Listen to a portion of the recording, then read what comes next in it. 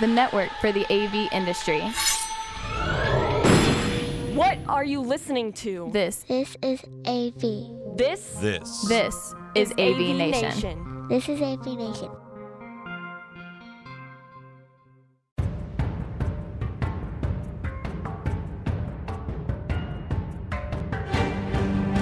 Welcome, everyone, to another episode of Women in AV podcast. With me today, I have my amazing co-host, Jennifer Goodyer. Hi, everyone. And also joining us today, we have some awesome guests. We have AJ. Thank you, AJ, for joining us today. Of course, my pleasure. Hello. And, hey. Hi. And Effi Goldstein, Thank new you. president of HDBaseT Alliance. That's Thank you true. for joining us. Thank you. Thank you for having me. Absolutely. So, Jen, I don't know if you want to kick off this conversation. We have so much to cover. Yes. We are here live at InfoComm. Yes, live at InfoComm. Lost our voices already, but we're here. But I would love to start off by asking how you each got into the industry. So would you like to kick that one off for us, AJ? Sure, I will. So back when I was a freshman in high school, which wasn't really that long ago, I was going to be an actress. I wanted to do theater, and I wanted to pursue theater, obviously, because I just said I wanted to do theater. And I was going to do all the plays, and I actually auditioned for them. Did terrible. It was actually really embarrassing. Like, I practiced my monologue the day of. It was bad. Anyway, so I wanted to become a thespian, and to become a thespian, you needed to get 10 points, and I only had 5. So one day my drama teacher comes up to me, she's like, I know you want to be in, our thespian class, and you need more points. If you run sound for Godspell, you'll get those 5 points. And that was like, run sound? What even is that? I've never even heard of that. I've never even thought that was a thing. I thought that was like somebody else that they hired. I didn't know students could do it. Yeah. So that's when I met Chet Neal. Okay. And that's when everything started. I got into sound. I did it my freshman year, fell in love with it. So he mentored me and he taught me everything. And then I became the sound tech for my high school, to the point where even like teachers and the staff would call me up and be like, hey, I need you to run this for me on this day. And they would sign me some money under the table, Like, I would get paid for that type of stuff. Yeah, it was really fun being like that person. And then I actually trained some other students so that we could keep the flow of having student activity in theater. And then while I was like a senior, Chet decided that he was going to open up his own company called RelianceAV. And he was like, hey, AJ, I know you're super interested in audio, and I'm opening up a company, but it's very different from what you're doing now. It's not live mixing, it's installation. And I was like, oh, well, that's different, but I'm excited. It's still sound. And so then I obviously took the opportunity to go work with him. And now it's been about around 2 years that I've been in the install side of audio. That's amazing. Yeah. We are happy to have you in this We industry. absolutely are. Yeah. It's so much fun. Good. And how about you, Effie? Well, for the AV industry, actually by chance. It's more like a large part of my career was at cellular, at Motorola. And then I did a few other stuff. But one day a former colleague called me up. He said, hey, I'm on the board of directors of this company. I need you. So I said, well, you need me, then you need me. I'll come. And then I fell in love with the industry, really. It's so fascinating and fun. Yes. Actually, a lot of fun, and that's important for me. Yes. Yeah. It's a great time in this industry, and that's why we want more women. We want to share the love. We want to say, you guys don't know what you're missing out on. This is the best industry to work in. Not only that, it's so interesting, right? Like once you get involved just in the beginning and so you started with sound and then you start thinking like, how many other ways does sound show up in the world around us? 100%. Yeah. Yeah, because there's more than just like to me, I was like, oh, like, it's one thing to mix and, make the audio sound nice and cool, but it's another thing to actually learn how that audio gets there, what cables need to be ran, like the speaker placement, all that stuff, the actual ins and outs to make that console happen, to make that sound happen. There's so much more than just pushing faders when it comes to audio, and so many other parts of audio. Like whenever I tell people what I do, they're always like, oh, so you do like studio mixing, and I'm like, no. Because that's what a lot of people think when they think about like audio engineering. They think about like studio and stuff, and it's like, but there's so much more to just what people think. And I think people have to just open up their minds to understand that the world of audio is like an iceberg. A big one of that. Oh, yes. Absolutely. I think anyone that likes to explore how things works, I mean, this is it's problem solving. Exactly. And I think as women, we naturally are problem solvers. And so having more of us in the industry, we're just looking at it from a creative point of view and Yeah. It's fun. Well, every day something is new. Like, you never have a like standard day. Like, yeah, sure, if you're like installing, you might do like 3 conference rooms back to back to back, but each conference room is different. Everyone's Each different. auditorium is different. Each building is different. Where the mics have to be, where the speakers have to be, everything is different. I think that's what I love most about this job, and specifically install, is how different it is every single day. I'm the type of person where I can't do something the same. Like, I need difference. Yeah. I need hands-on. I need, like, one day I'll be running cables in a ceiling that's like perfectly beautiful, the best ceiling ever. It's got walkways, and next thing you know, I'm crawling underneath like what feels like a trench. Like, every day is something different, whether it's more challenging or easy. I like those easy days. Yeah. But that's what I really love the most, is just how different each day is. Yeah. Yeah. Do you have a favorite thing about the industry? No, I actually feel a bit scarred from the industry in the sense that, you know, you can't go anywhere without, like, I go to an airport, I'm like looking Yes. at it. Yes. Oh my God, it's like, 100%. It changes your Absolutely. perspective. and my forever. family is like, Mom, you gotta stop this. And they are, You it's can't crazy. enjoy anything anymore. You go to Yeah. a concert, you hear the speaker go out, I'm immediately like, let me up there. Yeah. Like, anytime I see someone mixing, I'm like, what you doing over there? Like, Yeah. went to a concert. Every time I'm like, I'm out and about, like with my girlfriend, with my friends, I'll see speakers and I'll be like, oh, you know, I do that. Yeah. Or I put those up there. Like, I'll Yeah. really tell people, we'll be driving, I'll see a building, I'm like, I put speakers in there. Yeah. Or like, anything. I just, it does all scar you a around lot. us. It is all around It's all us. around us. Yes. And Yeah. even more in this evolving People don't world. realize how much, but yeah. Yes. Yeah, you don't absolutely. realize until you're actually in the industry True. how impactful everything. AV is. AV is literally, it's right here, it's right there, it's right Yeah. behind us. Like, It is.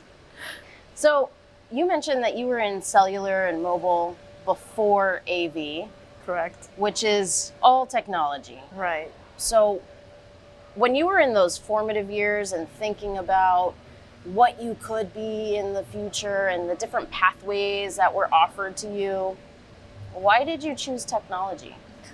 For me, it was like a natural choice. I always felt comfortable with science, with numbers, and I think it's important to follow where you feel comfortable.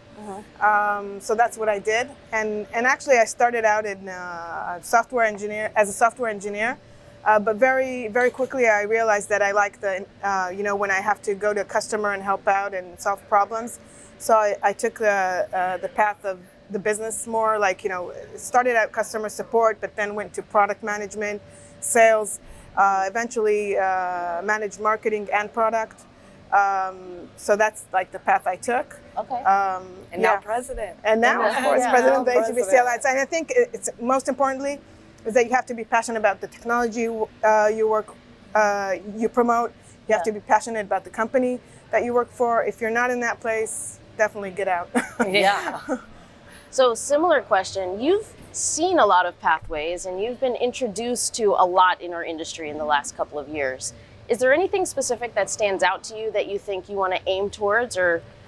Yeah, actually, I was walking around yesterday with Chet, and we were talking to all like the different people who make like control products, and talking to we know this guy named Kyle, and he works for AMX, and he is like a really insane, like, cool programmer.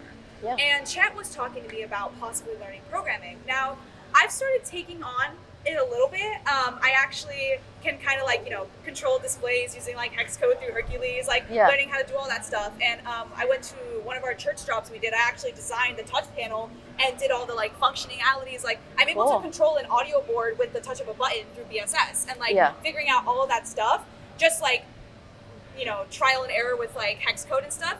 Yeah. But I want to learn more. I want to learn Python. I want to learn JavaScript. I actually want to go into more of the programming side and build like those touch panels and all that stuff, because to me that just has been like, it's been seeming so interesting. Like, originally I wanted to be like mixing for like Broadway. Like, everyone wants to, like, like, that's so much fun. But I also have this feeling of like, I want to be like the backbone. I want to sit there and be like, I did that. I programmed that. You can control that because of what I've done. And I'll like literally record videos. Like, just the other day, I was at a club that I'm working at, and I was trying to figure out why I couldn't get control over the TVs. Yeah. And so I was doing all of my troubleshooting, and email tech support, didn't get back to me, whatever, I'll handle it on my own. So I'm going through the settings, realizing that one of the settings was off, so I turned it on and sent the codes in, and everything worked. And that feeling of achievement, of knowing that, like, I troubleshooted that, I figured that out on my own, and I made it work. I even took a video and I posted on my Instagram being like, can control the TVs with hex codes. Like, just like fun little stuff like that. So I think I want to get inside of AV, and also it. Yeah. It does pay really well. That helps. But Yeah. I can tell you, knowing the things from the bits and bytes from the bottom, when you're on top, then it really helps, like, people to understand that, you know what you're talking about, and it can't bullshit you. So, No, literally, so it's yeah. really important to know from the, to grow from the bottom. Absolutely, and it would experience. just open up so much more like opportunities, especially for like the company I work with RelianceAV, to like grow and to like provide more for people. And I just, if I learn to code and I learn to make, program these touch panels and do all these fun stuff, it'll open more opportunities up for me to grow and like have like almost like be a next level above like just like another installer, or just anything to put myself out there and be above, and not above in like a way of like anything other than just to get myself out there to Knowledge is I always power. want to grow. I always want to be Yeah. more and more and more and more. Yeah. So I definitely think I want to go down the path of programming. That's That's awesome. awesome. You're in a really interesting time. We're in this convergence of AV and IT, and I know that I've seen things on the floor that are programmed in HTML and JavaScript, which is not the RS-232 That we're hex used and to. ASCII that we're used to. Yeah. And I think there's a huge opportunity there moving forward of seeing how we can mix, Yeah. all of our programming languages. Yeah, 100%. Yeah. Yeah. And one of the important things, speaking of opportunities, one of the reasons we wanted to have you and Effie together is because one thing we always try to focus on for our Women in AV podcast, our Rosie Riveters Explores Pro AV initiative, which you were very involved with, is representation really matters. And so we think it's so cool that you get to see, if I work really hard at this, I stay focused, I follow, like you said, follow what you're interested in. If you're interested in a program, you follow that, because you can be the president of a major company within our industry, because you got to see it to believe it. Yeah. And so there you go. Yeah. Awesome. Yeah. Did you have any more questions? Did I have? I mean, I Yeah, I do. know. I'm trying to So just many remember questions. where- Do y'all have any questions for us? I know. None Hold to on. say. Actually, Yeah. I do. You were telling us this awesome story about your niece. Yes. Yeah. That's true. Yes. Speaking of, representation and someone to look up to, I find it like a cute story to tell that my sister, when like she's a genius in mathematics, and she won like the National Olympics for mathematics when she was in 6th grade. And when she was interviewed for Good Morning America, someone asked her who's your role model? And she said, my aunt, she's a math teacher. And everybody in the family was so like happy and everything. And now her daughter is actually in the AV club in her school. So Following in her aunt's exactly, footsteps. Yeah. exactly. Yeah. So that we found that really amusing. That's awesome. Yeah. How do you think that we as an industry can expose more of AV to younger kids like that? It's a good question. I think, first of all, the fact that, they do their own things at the schools, that there's the AV club. I think, of course, that's the best way, hands-on. Yeah. Any other way that I can think of that's creative? I don't know, maybe we can do like summer camps or something. I don't know. We need to, Summer camps would be cool. Yeah. put together some kind of program Yeah. with like putting together Yeah. Orlando could be a great place, right, with all the amusement parks and everything. Can We know think of some something pretty fun. cool maker spaces down here in Orlando In also. Orlando, yeah. Yeah.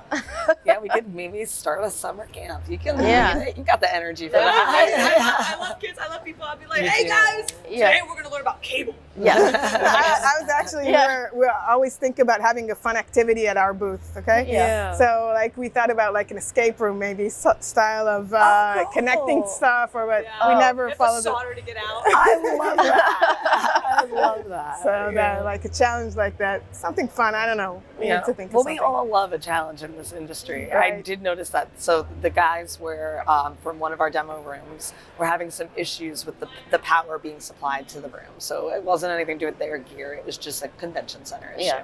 So they were complaining about the problem. And then I realized, I said, no, you love the problem. And they paused for a second. They go, we love the problem. That's true. We do. We Problem love solving, right? We said it's fun. it. So Yeah. very cool. I mean, that's we We got. I know, we still got 10 minutes to go. Yeah. So actually, I do want to ask, because you spent a lot more time on the floor. You've done a lot, obviously, with your reps, but you're going straight to your manufacturers. Is there anything on the show floor that stands out to you this year? Something new and exciting? Yeah. Turns around. Yeah. Do you want some binoculars or something? Let me just go real quick. Yeah. Well, I think what was really interesting, for one, I always love seeing the soundboards. So I went and spent some time by Alan and Heath and was just like playing around and stuff. I love looking at all the different boards that are out there. There's something like so satisfying about it, like just looking at boards and being like, that's nice. Yeah. Like I was literally reminiscing about the GLD. Like I felt like I'm only 20 years old, but I was like, oh, the GLD. You guys remember when the GLD like? But that's what you learned on. Yeah, exactly. That's what I learned on. And then also what I found really interesting was the new product line that AMX is releasing, which is they're gonna have a new like control system that will talk with all universal like code and everything like that. And I thought that was pretty interesting, which is again what the highlighted me being like, oh, I want to learn Python. Just like came up, and I was like, yeah, I want to learn code. So that was pretty interesting, and just like obviously all the pretty lights. There's a lot of like, oh my gosh, Philips has this really nice touchscreen display, and I was drawing all over it because like every time I see a touchscreen display, the little artist in me is like, let me go draw a doodle. Yeah. And so I was just doodling all over on those boards. That was really fun. That was like the highlight. I was just like sitting there like for hours just drawing. But a lot of like the cool LED walls, like it's insane how much like lights and stuff we have out today. And there's, I don't know if it's just like me, but I feel like there's a lot more lights this year that I noticed. And so yesterday I was walking around with Chet and Ashley, who Ashley's my coworker. She does lights specifically. Sure. And we were just walking around and I was looking at all of them. And even though I don't really specialize in lights, it was really cool seeing all the different types. Hung out by Blizzard, got a lot of cool swag. That was really fun. That's cool. Was awesome. So yeah, just like as anyone, I love just seeing the lights and looking at the soundboards and seeing all the new stuff that's coming in. Even though if I don't quite understand much of it yet, I think I put it together, Yeah. So. How about you, Effie? You got a favorite on the show floor yet? Well, I didn't walk that much in the show floor. The HDBaseT Alliance booth, though, is phenomenal. Thank you. I see people scaling down the booth, and I'm like, I don't know what to do. I don't know how to scale down, but it's not really sustainable to keep keeping this up. So I need to think creative here. But I mean, our space of the meeting space, of course, is ever evolving, especially these times. So it's really interesting to see from show to show since COVID how many advancements. I mean, it used to be like AV would be whatever, screen, sound, light, and all that. And suddenly like half of the show floor is cameras and all kinds of solutions around cameras. That's great. So it's like another whole thing. Yeah. And of course AI along to that. So that's really interesting to see how that plays out. Yeah, because AV is no longer a nice to have. It is an absolute necessity. You need to have good AV. And it's I love the combination. It's not only the equipment. It's not only the fact that you need the backbone network. It's also space design, which I'm really into. So it's like a combination of it all. It's amazing. That's awesome. Is there anything, so when I started with HDBaseT, I worked for a signal distribution manufacturer, and we just did HDMI over HDBaseT. Are there any special use cases or evolutions of the way people are using HDBaseT to send signals, or anything that's coming around the corner that you can see as an emerging trend? Okay. My kids would tell you not to ask that question because we only have 5 minutes. But yeah, I mean, we're constantly evolving. HDBaseT is not only about HDMI. We have a full 5-play. It's full HDMI 2.0, uncompressed audio, controls, USB, Ethernet, and power, all on the same category cable. So we're constantly higher resolutions. But also looking into new interfaces. So that's on the horizon. Of course, USB has become such an important interface in the industry. We already support USB, but it's USB 2.0. So on the horizon is USB 3.2, Gen 1. very highly anticipated, and Yeah. we're in the process of ratifying that. And I guess next year we're already going to have customers with products or members with products, since we have like the engineering samples coming out next quarter. Oh, that's exciting. Yeah. Wow. So there's a lot to do. Yeah. So stay tuned, basically. Yeah, exactly. But by the way, on the use cases, I mean, we're here in the AV, but as we mentioned, AV is everywhere. Yeah. And so there's a lot of adjacent markets, actually, like in healthcare. And like we see our technology, and we saw it in ventilation machines during COVID. I was like, Oh, wow. interesting. Yeah, Okay. stuff like that. So in industrial, and there's a lot of adjacent markets that are, Okay. yeah. I would fascinating. never have thought that to see it in healthcare in that way. I would Yeah. think maybe telehealth or something like that, Yeah. not actually. No, in because you healthcare have the infrastructure. ventilation machine, and Yeah. they want it to be away from the patient, right? Right, Yeah. but they So- need to track it. And Exactly. Yeah. wow, that's pretty It incredible. needs to travel longer than a standard distance. Probably. yeah, probably. Yeah. Yeah. Very That's cool. fascinating. Yeah, it is. Very cool. Well, thank you, ladies, for Yes. joining us today. Thank you, AJ. Thank you. I know. It's early. We're tired, but we have Yeah. an entire show ahead of us. Yep. We thank Absolutely. you guys so much for taking the time to join us this Yeah. morning. It's been great. Thank you. AJ, where can people find you? People can find me. Well, I gotta make a LinkedIn. Yeah. Y'all can find me on my Instagram. AJ from Sports. Now she really made me feel old. I will make a LinkedIn ASAP. But if you want to get in contact with me, I am primarily active on my Instagram, which I know isn't the most professional thing, but like I post a lot of cool AV pictures there, so you can check Yeah. them out at AJ from Sports. I do not play sports. Oh. Oh. It was AJ comes from being in high school when I was a sports news anchor, and my teacher was Oh. like, make a stage name, so I call myself AJ. So then I put AJ from Sports because I was a sports news anchor. I should that now makes call it sense. AJ in the Attics though, because I'm in the Attics. Yes. Oh, that would be good. That's You most you of the can pictures change I your see. handle. Yeah, right. I know I should change my Yeah. because it doesn't really make sense. To me. No. There's no sports in people. And how about you, Effie? Effie, where can people find you? First of all, here at the show, Yeah, of course, yeah. and right in the center, Yeah. the beacon of the show, of course, and on LinkedIn. Yeah. I don't have Instagram. Like I do, it's not active. Yeah. Yeah. All right. Effie Goldstein on LinkedIn. Yeah. Yeah. Awesome. Thank you, Jennifer. Thank you, ladies, for joining us today. Thank you for having us. All Thank you, right. Erica. All right, that's a wrap from Women in AV. Yeah.